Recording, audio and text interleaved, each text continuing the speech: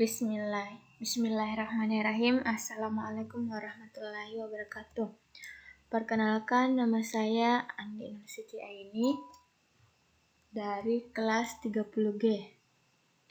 Baik, saya akan sedikit memaparkan materi tentang pengembangan paragraf.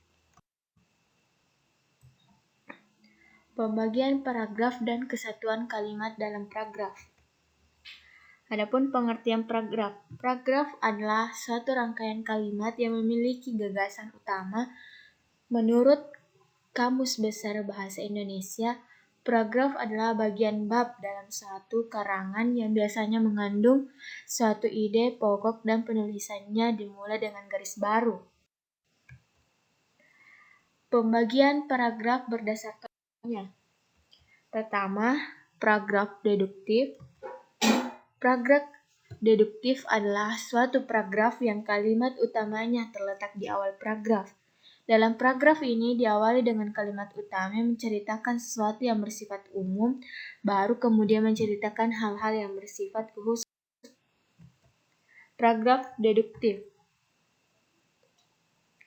Paragraf induktif adalah sebuah paragraf yang kalimat utamanya terletak pada akhir paragraf.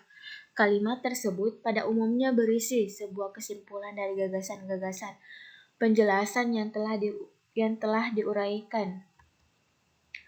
Mula-mula dikemukakan fakta-fakta atau uraian-uraian, kemudian fakta-fakta tersebut digeneralisasikan ke dalam sebuah kalimat. Paragraf campuran. Paragraf campuran adalah sebuah paragraf yang gagasan utamanya berada pada awal kalimat pertama dan kalimat terakhir. Tetapi bisa juga dikatakan bahwa paragraf campuran adalah sebuah paragraf yang dimulai dengan mengemukakan kalimat utama dan diakhiri pula dengan kalimat utama. Jenis-jenis paragraf berdasarkannya yaitu paragraf argumentasi. Paragraf argumentasi adalah suatu paragraf yang isinya berupa pendapat atau opini yang telah disampaikan oleh penulisnya. Paragraf ini memiliki tujuan untuk memberikan pandangan terhadap suatu permasalahan kepada pembaca. Adapun ciri-ciri paragraf argumentasi, yaitu paragraf ini berisi tentang tulisan ilmiah, menyertakan argumentasi atau alasan-alasan yang kuat berupa data ataupun fakta supaya pembaca percaya. Terdapat kesimpulan pada akhir paragraf. Kesimpulan tersebut sebagai penguat dari pendapat-pendapat yang telah dijelaskan. Paragraf narasi. Paragraf narasi adalah sebuah paragraf yang isinya menceritakan suatu kejadian tertentu yang telah disusun secara berurutan. Adanya paragraf ini berfungsi sebagai penghibur bagi yang membacanya. Adapun ciri-ciri dari paragraf narasi diantaranya adanya tokoh, konflik, dan setting atau tempat. Adanya alur cerita yang disampaikan secara berurutan. Terdapat sundang. Paragraf eksposisi. Paragraf eksposisi adalah sebuah paragraf yang berisi tentang informasi-informasi yang berupa pengetahuan atau berita. Paragraf eksposisi ini bertujuan untuk memberikan informasi yang sangat jelas kepada para pembacanya terkait topik yang telah disampaikan. Dan adapun ciri-ciri dari paragraf eksposisi diantaranya adalah paragraf yang memuat karya ilmiah, mempunyai tujuan sebagai pemberi informasi. Tulisan yang ada dalam paragraf ini merupakan peristiwa fakta atau hasil dari sebuah penelitian, menyertakan sumber berupa data seperti gambar, buku, rujukan, grafik, peta, dan sumber-sumber lain yang relevan. Tidak memengaruhi pembacanya. Paragraf deskripsi. Paragraf deskripsi adalah sebuah paragraf yang berisi tentang gambaran-gambaran suatu benda atau objek.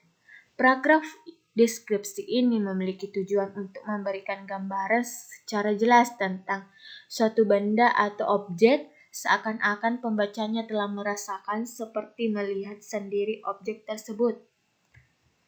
Ciri-ciri paragraf deskripsi. Paragraf ini berisi tentang penggambaran suatu benda atau objek yang melibatkan panca indera seperti bentuk, rasa, suara, warna, dan masih banyak lagi. Menggambarkan objek yang sangat jelas. Banyak ditemukan kata-kata sifat seperti tinggi, rendah, kecil, besar, dan sebagainya. Paragraf persuasi. Paragraf persuasi adalah paragraf yang berisi tentang ajakan atau himbauan yang telah ditujukan kepada para pembacanya. Paragraf ini memiliki tujuan sebagai pengaruh bagi pembacanya supaya mempercayai atau terpengaruh dengan apa yang telah disampaikan dari penulis di suatu tulisannya. Ciri-ciri paragraf persuasi. Menggunakan bahasa yang menarik untuk memengaruhi pembaca, menggunakan kata-kata ajakan, memiliki fakta-fakta yang mendukung supaya pembaca terpengaruh dengan apa yang disampaikan. Kesatuan kalimat dalam paragraf. Kesatuan alinea yang dimaksud dengan kesatuan ialah bahwa alinea tersebut harus memperhatikan dengan jelas suatu maksud atau sebuah tema tertentu. Untuk memberikan gambar yang jelas tentang kesatuan yang terkandung dalam sebuah alinea, dalam tulisan-tulisan yang baik terdapat 4 macam cara untuk mendapatkan sebuah kalimat topik atau kalimat utama, yaitu A.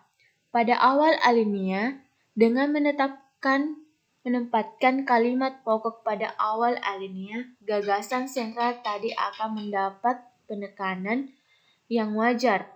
Alinea semacam ini biasanya bersifat deduktif, yaitu mula-mula mengemukakan pokok persoalan, kemudian menyusul uraian-uraian terperinci. Kalimat-kalimat lain dalam alinea tersebut harus dipusatkan untuk mempelajari ide atau gagasan sentral tadi. Cara ini merupakan metode yang paling baik. B. Pada akhir alinea. Kalimat topik dapat pula ditempatkan pada bagian akhir dari alinea tersebut. Dalam hal ini, alinea itu bersifat induktif. Cara ini lebih sulit, tetapi lebih efektif, terutama dalam mengemukakan argumentasi.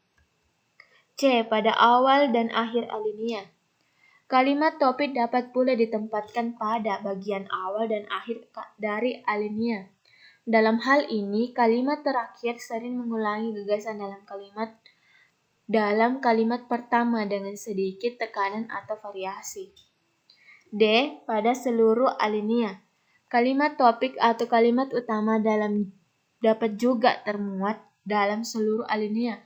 Alinea semacam ini terutama dijumpai dalam uraian yang bersifat deskriptif atau naratif. Baik, itulah tadi sedikit pemaparan materi dan saya ucapkan terima kasih. Wabillahi taufiq wal hidayah. Wassalamualaikum warahmatullahi wabarakatuh.